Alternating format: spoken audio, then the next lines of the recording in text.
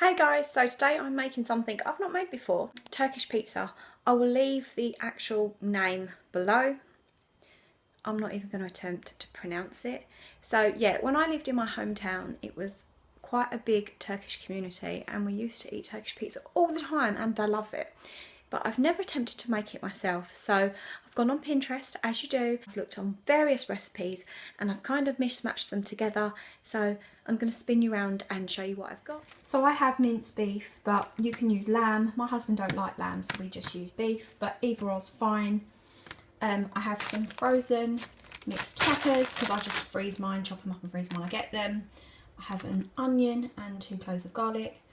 As for herbs and spices, I've got some garlic granules, some thyme, some parsley, some salt and pepper, and then I have some paprika, some cayenne pepper, some cumin. It called for lemon juice, but I don't have any, so I'm just switching it out to lime, and a tin of chopped tomatoes. I've also got some tomato puree as well. I'm going to throw all this together and start with my sauce.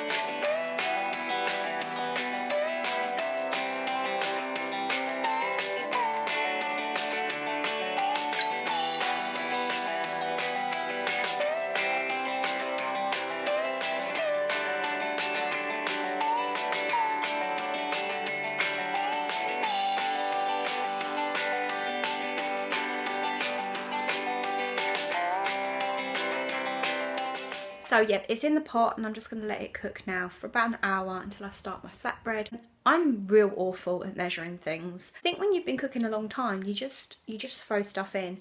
I would say start with about half a teaspoon of all your herbs and spices, apart from the cayenne pepper, because this is really spicy and it depends on your palate and how spicy you can take it. So I would just add a tiny bit in, and you can always add more. When you get used to cooking with spices and things like that, start with less, let it cook down, taste it, add a bit more, taste it, see what that specific spice does to the dish, and the more you do that, the more you'll know and learn, like, that spice has this flavour, that works with that needs more of that.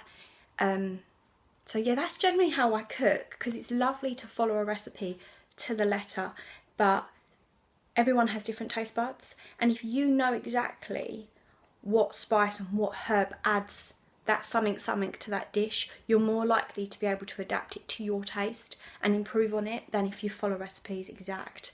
Does that make sense? Because another person might really love that recipe, but it's not quite to your taste. But if you adapt it slightly to your taste, you may love it. So that's just my thoughts on that.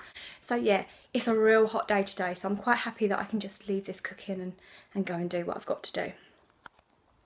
So I'll see you in a bit when I start my flatbread. So I'm starting on my flatbread. The first thing I'm going to do is work on my yeast. So I'm going to use 1 tablespoon of yeast, 1 tablespoon of honey, and I work in cups. So I'm going to do, for my family, I'm going to do 2 cups of warm water in with that, and then I'm going to transfer it to a jug and allow the yeast to activate. For every 1 cup of warm water, you need 2 cups of plain flour. So I'm doing 2 cups of water, 4 cups of flour, and then I'm going to add 2 tablespoons of olive oil and an egg. So that's what I'm going to do now.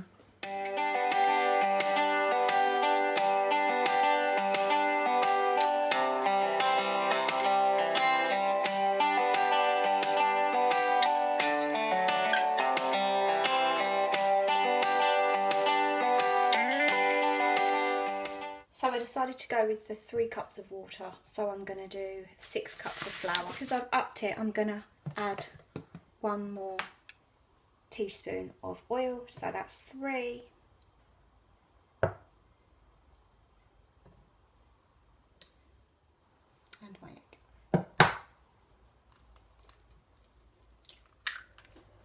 So I'm going to pour my yeast into my flour.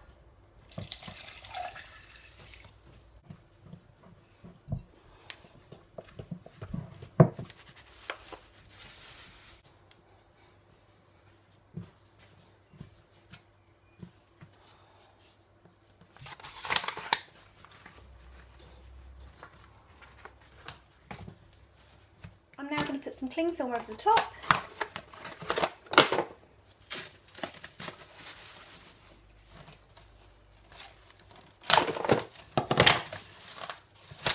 I'm going to put a tea towel over the top, and I'm going to leave it somewhere warm for an hour for it to rise. So my dough is doubled in size.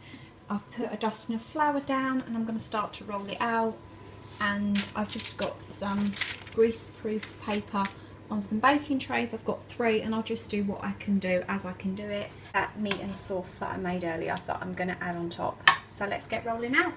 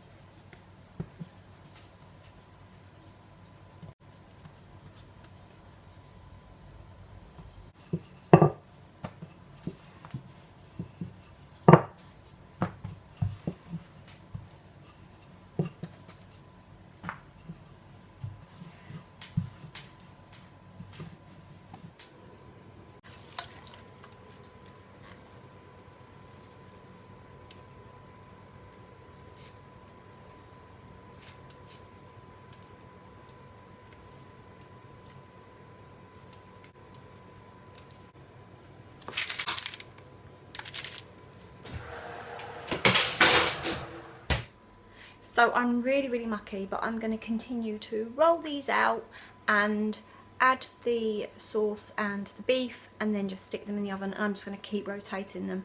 They should take between 13 to 15 minutes to cook each, so I'm just going to keep rotating. Show you what they look like when they're all done. So I think I'm making them too thick because I'm not going to be able to roll them very easily. So my next lot, doing absolutely wafer thin, and we'll see how they come out. So as they're coming out of the oven, I'm just putting them on a plate and I'm stacking them. Like I said, these are the thicker ones. I've got some thinner ones in the oven at the moment, and I'm going to see which ones are best, if they're best thicker or slightly thinner. So I definitely think the thinner ones are much better. They cook quicker and they just seem like they're going to be easier to roll and manage. So I'm going to do them like this in future. But hey, we're learning, right? So here's my big stack. Excuse the dough because it gets stuck to the wood, and I will clear that off later. I still have 4 more in the oven, and I have a huge lot of dough remaining, so I'm going to stick that in the freezer. So here's my salad, and you put salad in and you roll it up and you eat it a little bit like a wrap. Things I would do differently: they definitely need to be thinner. I don't really need as much dough, and the sauce can be quite thin. The first ones were really thick, and as I've gone up, the thinner, and they're definitely more pliable when they're thinner. It's also good to stack them because it stops them from drying out, and it makes them more manageable. Anyway, I hope you enjoyed this video, and I'll see you in the next one. Take care. Bye. Is it good? Do you like it? Like you?